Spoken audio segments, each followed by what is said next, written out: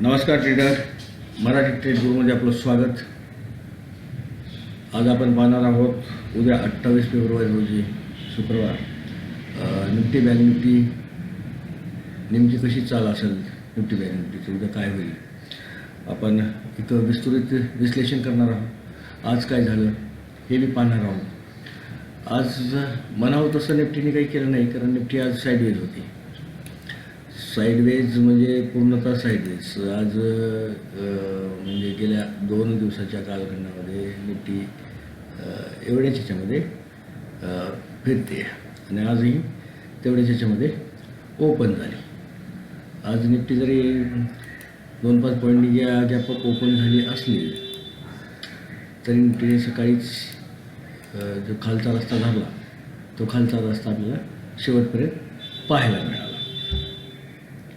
काय आहे, वरी जगाच्या पाठीवर जे आर्थिक आपले युद्ध चालू आहे, आर्थिक वॉर म्हणायचं ते चालू आहे, त्याचा फटका भारतीय शेअर मार्केटला मोठ्या प्रमाणात बसताना दिसतो आहे. गेल्या 5-6 महिन्याच्या कालखंडामध्ये मार्केट एवढं पडलं आहे की खरं पाहिलं तर आत्तापासून 2-5 रुपये मार्केटमध्ये गुंतवण्याचे सध्या चांगले दिवस आहेत.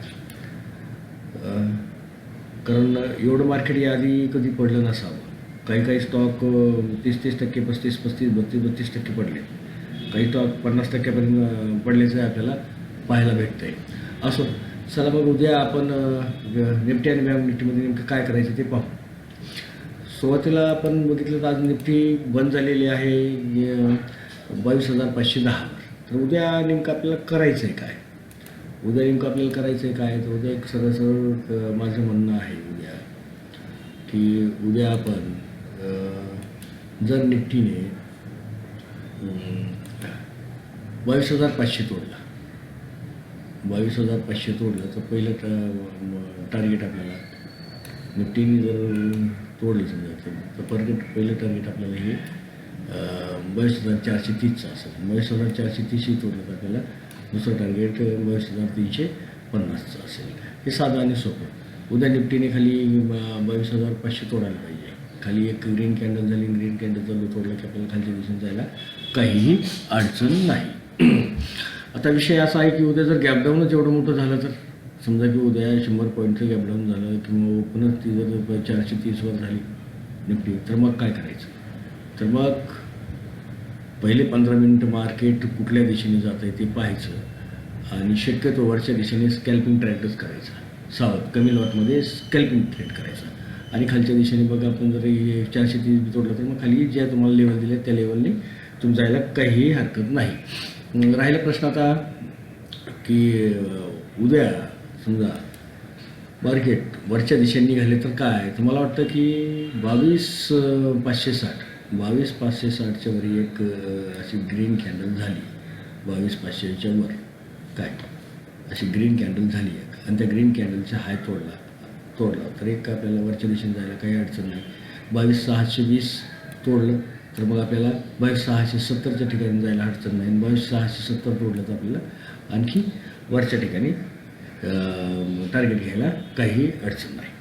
विषय हा आहे की मी मार्केटमध्ये 2-4 वर्षापासून मला जेवढं कळतं तेवढं मी तुम्हाला सांगण्याचा प्रयत्न करतो. मी कॉल टिप्सबाबत या ठिकाणी देत नाही आणि मी कोणाला म्हणणारही नाही की तुम्ही हे घ्या, मी कॉल देतो टिप देतो. कारण हे पूर्णतः मराठी माणसांना शेअर मार्केटमधली माहिती कळावी. ते लेवल कसे असतात, ब्रेकडाऊन काय असतं, ब्रेकआउट काय असतं, कॅन्डल कोणते असतात, काय असतात, त्याची माहिती भेटावी एवढ्यासाठीच हा खटाटोप आहे आणि एवढ्यासाठीच आपण हे व्हिडिओ तयार करतो. आणि गुंतवणूक करतानाही मी सुरुवातीपासून म्हणतो की आपले जे आर्थिक सल्लागार असतील आर्थिक सल्लागारांची मदत घ्या. त्यांच्या सूचनेनुसार, त्यांच्या परवानगीनुसार, त्यांच्याकडून चर्चा केल्यानंतर मला वाटतं मासे मार्केटमध्ये गुंतवणूक करा. उद्याचा व्ह्यू कसा असेल निफ्टीमधला हे मी सांगितलं आहे. हे रेखाटन लक्षात ठेवीचा, लेवल टू लेवल पाळा आणि ट्रेड करत चला. तर चला मग आता बँक निफ्टीमध्ये उद्या काय करायचं आहे. तर बँक निफ्टीने आज काय केलं, आज दिवसभर बँक निफ्टीने काहीही केलं नाही. बँक निफ्टीने काय केलं, आज कमीत कमी मला वाटतं 100 पॉईंटचं गॅपअप ओपन झालं. गॅपअप ओपन झाल्यानंतर पहिल्या अर्धा तासामध्ये 150 पॉईंट मार्केट वर गेल्यानंतर ते साईडवेज राहिलं मार्केट की पूर्णतः मार्केट साईडवेज राहिलं पूर्ण. परंतु 2:30 च्या दरम्यान मार्केटने पुन्हा एकदा खालचा रस्ता धरला तर पुन्हा कालच्या ठिकाणी येऊन मार्केट काहीसं थांबलं. तर मग उद्या बँक निफ्टीमध्ये काय करायचं? उद्या बँक निफ्टीमध्ये माझा म्हणजे स्वतःचा व्ह्यू असा असेल, उद्या बँक निफ्टीने जर 48,540 तोडलं आणि खाली एक रेड कॅन्डल दिली, 48,500च्या नंतर खाली इथं एक रेड कॅन्डल दिली, रेड कॅन्डलचा लो तोडला तर 48,380साठी आपण पहिले टार्गेट धरू आणि 48,380 तोडलं तर 48,280साठी पुन्हा एक दुसरं टार्गेट आपण या ठिकाणी धरू आणि समजा 48,280 हे तोडलं, 280 तोडलं तर मला वाटतं मग आपल्याला आणखी जायला रस्ते आहे. हे झालं खालची दिशा, बरोबर आहे. म्हणजे लक्षात आले का? 48,540च्या खाली एक रेड कॅन्डल केली, रेड कॅन्डलचा लो तोडला तर आपल्याला 48,480पर्यंत यायचं ना, ते तोडलं तर आपल्याला खाली यायचं आहे. आता वरच्या दिशेने जाताना आपल्याला नेमकं काय करायचं आहे? वरच्या दिशेने जाताना आपल्याला काय करायचं आहे? 48,720 घ्या. 48,720च्या वर असा एक ग्रीन कॅन्डल झाली, ग्रीन कॅन्डलचा हाय तोडला की आपल्याला 48,330साठी बसायचं आहे. 48,330 बी तोडलं तर आपल्याला 49,000साठी थांबायचं आणि 49,000ही तोडलं तर आपल्याला पुढचे वरचे अजून टार्गेट आपल्याला भेटतील. हे सगळे रेखाटन किंवा ह्या सगळ्या गोष्टी मी तुम्हाला एवढ्यासाठीच करतो की शक्यतो जास्तीत जास्त पद्धतीने तुम्हाला मार्केटमधून 2 पैसे घेता यावेत आणि निफ्टी बँक निफ्टीमध्ये ट्रेड करता यावं. मित्रांनो, खरं पाहिलं तर जेवढ्या पद्धतीने कमी ट्रेड कराल, जेवढ्या पद्धतीने तुम्ही कमी लॉटने ट्रेड कराल, तेवढ्या पद्धतीने मला वाटतं की सध्याच्या परिस्थितीने तुम्ही 2 पैसे घरी घेऊ जाऊ शकाल. कॅपिटल वाचवणं, कॅपिटल ठेवणं हे अधिक महत्त्वाचं आहे. मराठी माणसांनी खरं पाहिलं तर शेअर मार्केटकडे अत्यंत सावध पद्धतीने सचोट पद्धतीने पाहायला पाहिजे आणि त्यातून 2 पैसे कसे घेता येतील ते घ्यायला पाहिजेत.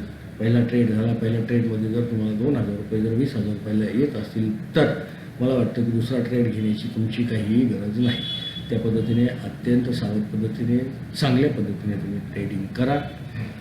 आणि उद्या मार्केट ओपन झाल्यानंतर काय होते तर मी सुरुवातीला सकाळी पुन्हा एकदा अर्धा ते 1 तासासाठी मराठी ट्रेड बरोबर लाईव्हवर येत जाईल आणि त्या ठिकाणी मी तुम्हाला नवे लेवल देत जाईल. त्याच्यामुळं उद्याही सकाळी सकाळी मला वाटतं की मार्केट चालू होण्याच्या टायमाला तुम्हाला मी लाईव्ह असेल, परंतु तुम्ही त्याच्यात असं संभाषण करणार नाही, बोलणार नाही, फक्त की तुम्हाला लेवल काढून देईल.